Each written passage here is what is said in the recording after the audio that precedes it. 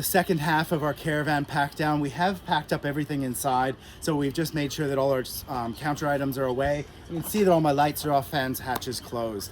So when we do this, we have 3 ways to close up the Kimberley. So what I'll do first is I'm going to grab here the power on, and then I've got a switch to lower this down.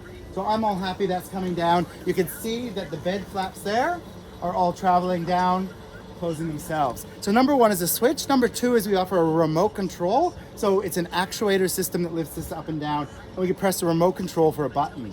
Number 3 is that we do have a handle that we can then pack that up, and we can set that up with a handle and wind it in there.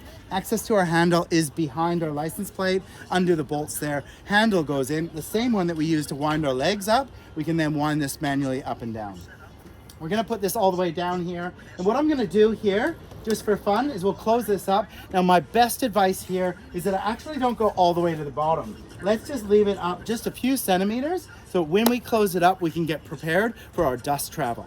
Let's close up this awning.